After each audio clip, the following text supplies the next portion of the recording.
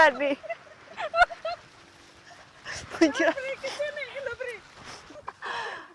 Aduh. Jadi sebenarnya kalau secara logika ya, saya udah tahu ulat ini itu tidak menggigit dan juga tidak berbahaya dan tidak bikin gatal. Tapi ya, mau pegangnya tuh susah banget. Oh my god. Oh Tuhan, ini kenapa bentuknya begini dah? Wah!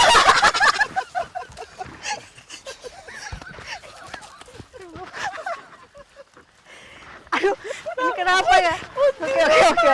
Oke. Serius sekarang, serius. Bu, mana plastiknya, Bu? Deketin sini, Bu, plastiknya, Bu.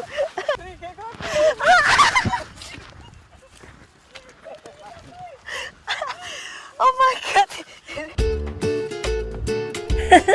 Memang butuh keberanian untuk memegang si kecil yang menggeliat ini.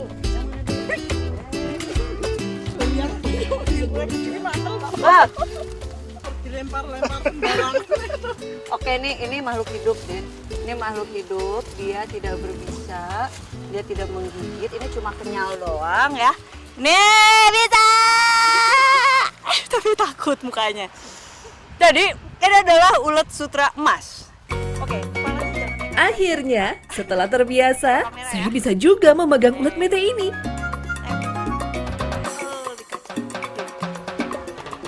Ini gatal-gatal semua sih. Geli nih lihatnya ini bergerombol gini. Nah, kalau nama latin ulat ini adalah Cricula, Bu di atas saya. Trifenestrata. Tri artinya 3, fenestrata artinya window. Karena memang ketika masa dia kupu-kupu itu ada kayak apa ya, corak seperti jendela katanya. Oh ini ada yang gerak-gerak. Dan masa ulat seperti ini biasanya dia menghabiskan sekitar 1 bulan. Masa kepompong itu 3 minggu. Dan akhirnya masa kupu-kupunya itu sekitar 1 minggu dan bertelur. Setelah 10 hari dia akan menetas menjadi seperti ini lagi. Waktu menetas itu dia ukurannya 0,5 cm, berwarna kuning. Tapi seiring dia berkembang akan muncul warna merah, muncul warna hitam, dan berbulu putih. Alasan lain kenapa disebut ulat sutra emas adalah karena kepompong ulat ini dapat diolah menjadi kain sutra. Dan ini memiliki fungsi.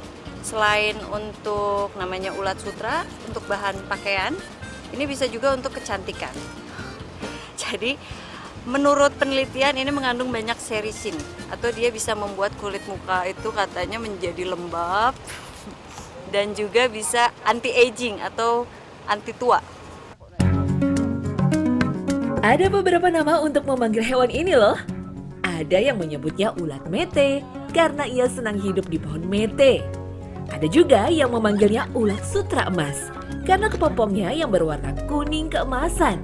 Dan ada pula nama latinnya, yaitu Tricula trifenestrata. Kalau sudah musimnya seperti saat ini, ya beginilah. Wah, berarti banyak sekali ya manfaat ulat ini. Ulatnya bisa dimakan, kepompongnya bisa dijadikan kain sutra, dan juga berkhasiat bagi kulit wajah.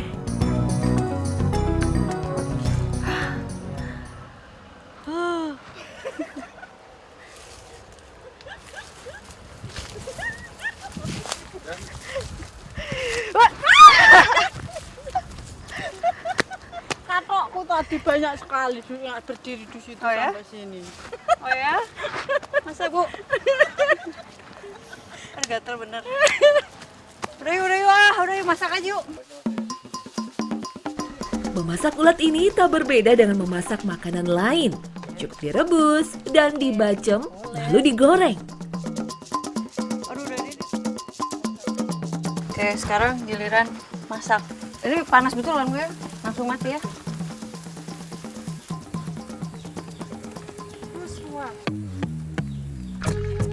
Dahulu memelihara ternak adalah hal yang sulit, sehingga untuk mendapatkan kebutuhan protein hewani, masyarakat Gunung Kidul harus mengkonsumsi hewan yang telah disediakan oleh alam sekitarnya, salah satunya ulat mete.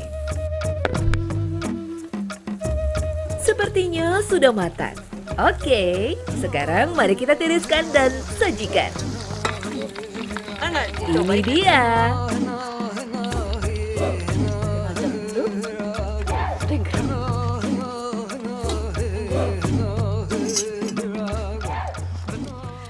kalau rasanya sendiri, rasanya seperti apa ya?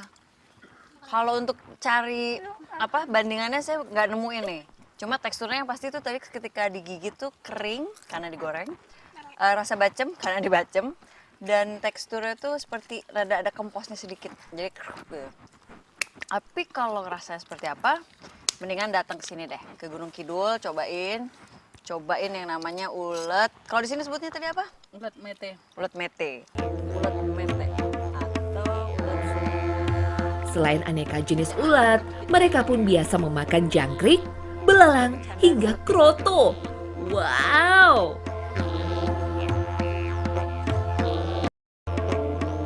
Ada 5 biji.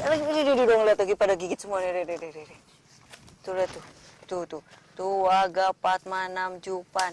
Lan. Aku kameramennya tuh. Lihat tuh dia loncat-loncat dari tadi bener ini. Coba aja bisa. Masuk ke mana, Mas? Masuk ke mana? Saya nggak lihat, sok aja betulin. Jadi kalau ini ada satu tips lagi untuk Anda yang ingin mencari kroto adalah jangan gunakan pakaian yang longgar-longgar karena dia bisa masuk kemana saja, ya kan?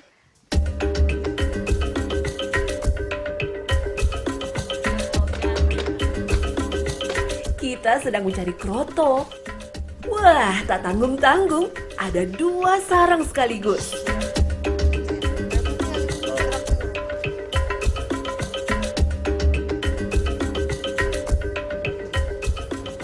Itu ada 2 tuh, yang satu lagi di bawah, yang satu lagi di atasnya lagi sedikit. Kelihatan seperti itu ada buntelan daun akasianya. Nah, itu dia. Sarang semut rang-rang. Yang nanti kalau diganggu akan kayak tadi lagi. Tapi ini ada 2 jadi double combo.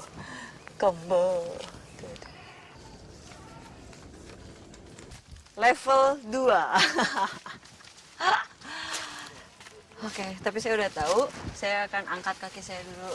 Angkat celana biar dia nggak naik ke atas sini. Kalau udah nyampe sebelah sini gitu ya, bisa berabe. Jadi diginiin dengan harapan dia nggak akan masuk ke sini. Nih, lihat. Masih ada yang udah jatuh tapi dia masih tetap bawa si telur semutnya, krotonya. Mungkin kayak ada tanggung jawab gitu buat apa ya? Menjaga telur-telur ini biar biar nggak kenapa-kenapa. Saya yakin semut ini adalah golongan semut pekerja. Dalam satu koloni semut terdapat beberapa kelompok semut, yaitu semut prajurit yang senantiasa menjaga koloni dari para pengganggu. Nah, ini nih yang dari tadi menggigit saya. Lalu ada semut pekerja yang bertugas untuk merawat telur dan larva.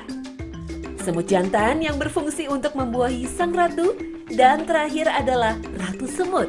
Jumlahnya 1 ekor saja. Tugasnya adalah bertelur dan bertelur. Dari ujuk-ujuk ya. Jadi kenapa alatnya itu ada kayak runcing di atasnya, karena memang digunakan untuk apa ya, menusuk si sarangnya itu biar kroto-krotonya jatuh ke ember. Tuh. Jadi di gitu-gitu krotonya akan jatuh. Ini ada di salah satu pohon favoritnya adalah akasia. Jenisnya akasia longifolia atau akasia berdaun panjang. Wah, itu lihat semutnya banyak banget kalau bisa lihat tuh. Oh my god, jangan di bawahnya yang pasti. Semutnya berjatuhan. Alatnya hanya berupa ember yang telah diberi kayu runcing dan tongkat yang panjang. Wah, kami menemukan kaviar hutan ini. Itulah sumbernya, sarang semut. Kroto adalah sebutan bagi telur semut rang-rang. Sarang semut ini biasa terdapat di atas pohon. Inilah fungsi dari tongkat panjang ini, jauh lebih sederhana dibandingkan harus membawa tangga.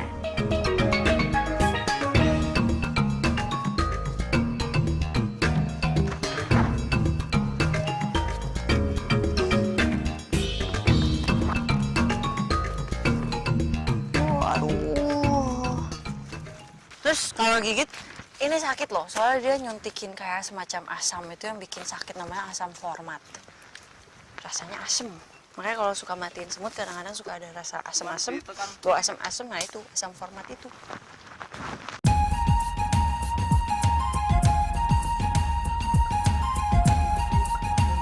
Kroto yang kami dapat tidak akan kami jual untuk makan burung, melainkan untuk makan siang kami hari ini.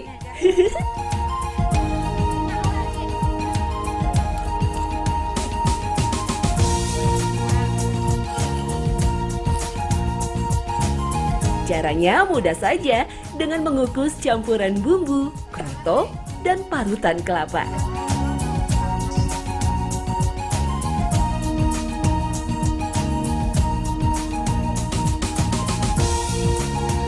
Setelah sekitar 20 menit dikukus, kroto pun siap disantap.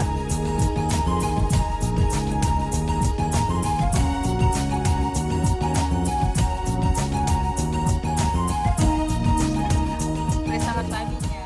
Coba dulu dikit. Enak kok. Enak. Memang enak. Nah, selain enak juga si kroto ini bagus buat perkembangan otak manusia dan juga perkembangan otak burung. Makanya kroto itu merupakan makanan favorit pemelihara burung, peternak burung, terutama burung berkicau. Menu kroto ini rupanya tak asing di beberapa negara lain.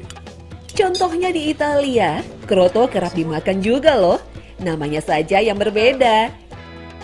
Semakin beragam tempat yang saya jajaki, semakin beragam pula jenis kuliner yang saya temui. Apalagi kalau kita main-main ke Kabupaten Gunung Kidul, di sini banyak sekali makanan unik yang bisa kita cicipi.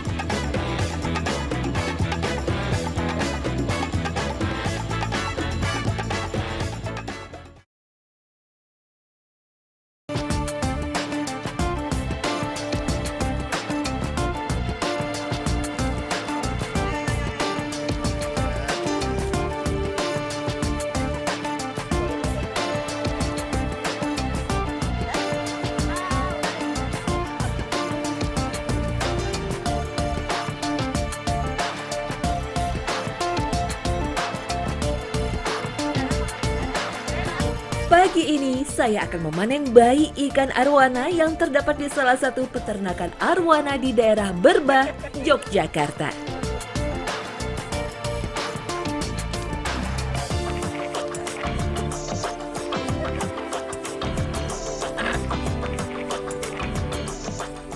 Nih yang bikin seru pemanenan kali ini, saya ditemenin sama biasa ABG. Itu ada mahasiswa dari UBB, Ya. Bangka Belitung. Dan itu adalah jurusan perikanan. Iya. Langsung prakteknya di sini nih. Tuh ada ikannya lewat.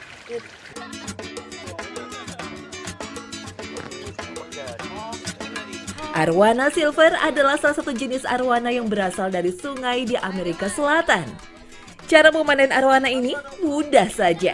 Namun tetap diperlukan sekompi pasukan seperti ini loh. Indukan arwana digiring dengan jaring hingga terhimpit di ujung kolam. Setelah terhimpit, arwana yang telah tergiring dijebak kembali oleh jaring yang lebih kecil. Ini harus langsung cepet ditutup karena dia itu memang bisa loncat. Jadi kalau di kehidupan alam aslinya, memang dia itu mengambil mangsanya loncat ke atas untuk mengambil mungkin serangga-serangga yang ada di atas dedaunan seperti itu. Nama latinnya Osteoglossum. Osteo itu tulang, glossum itu adalah lidah. Jadi sebenarnya dia memiliki tulang di bawah lidahnya.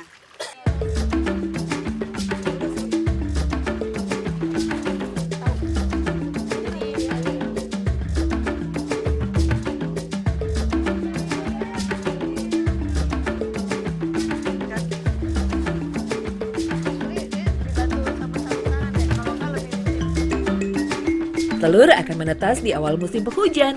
Setelah menetas, masih ada tugas bagi sang jantan, yaitu menjaga bayi-bayi arwana hingga sekitar 45 hari.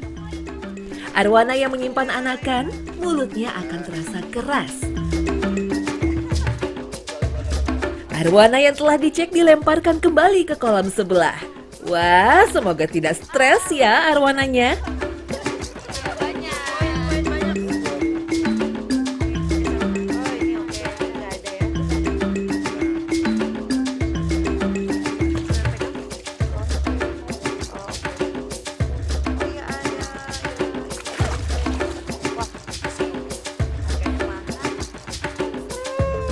tadinya ada di mulut bapaknya terus gitu, terus sekarang tiba-tiba berada di akuarium yang terang seperti ini. Kaget mungkin ya? Iya. Masih pada ngumpul kayak gitu tuh. Selama kuning telur ini ada, para bayi tak perlu diberi pakan. Kuning telur akan habis hingga 45 hari. Biasanya setelah yolk saat hilang, barulah anakan arwana ini dilempar di pasaran. Siap berpindah tangan kepada konsumen pencinta arwana. Ini udah nggak ada persediaan makanannya tuh, udah nggak ada yang kuning tadi kita lihat di bawah perutnya. Nah itu udah bisa dijual ya Pak ya? Iya. Itu dikasih makannya berupa cacing darah, cacing beku ya? Cacing beku.